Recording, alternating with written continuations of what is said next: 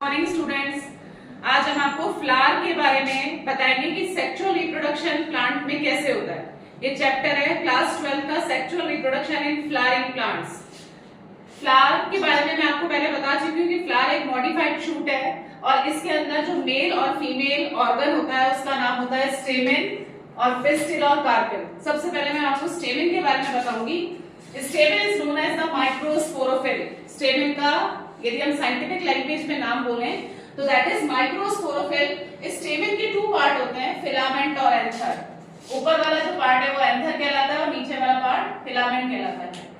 Anther angiosperms में जो anther है वो बाइलोब्ड एंथर होता है जिसमें दो लोब प्रेजेंट होते हैं और इसकी स्ट्रक्चर में यदि हम एंथर की स्ट्रक्चर देखें तो इस तरह से बाइलोब्ड एंथर होता है और इसकी जो वॉल है उसमें 4 लेयर प्रेजेंट होती है, जैसे 1 2 3 और ये 4। एपिडर्मिस, एंडोथीसियम, मिडिल लेयर और टेपिटम। बाहर वाली लेयर एपिडर्मिस कहलाती है, उसके अंदर एंडोथीसियम की लेयर होती है, उसके बाद 3 to 4 layer thick middle layer होती है और सबसे इंटरनल लेयर होती है टेपिटम की लेयर।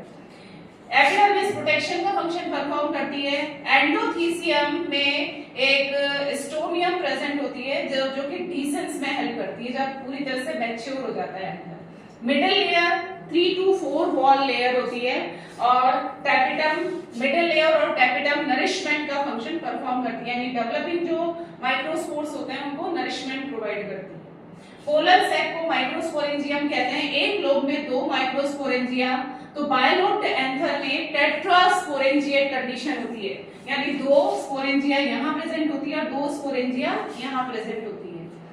अब स्पोरोजिनस, यहाँ पर ये जो स्पोरोजिनस टिश्यूज हैं इनमें से कुछ सेल्स जो हैं स्पेशलाइज्ड हो जाती हैं और उनको हम बोलते हैं पीएमसी और एमएमसी, यानी पोलन मदर सेल और माइक्रोस्पोर मदर सेल। इस माइक्रोस्पोर मदर सेल में मियोटिक डिवीजन होता है। मियोटिक एक रिडक्शनल डिवीजन है जिसमें 1 से 4 सेल बनती है और 4 माइक्रोस्पोर्स इस तरह से बनते हैं, एक पीछे की तरफ होता है। इस टाइप के अरेंजमेंट को टेट्राहेड्रल अरेंजमेंट कहते हैं।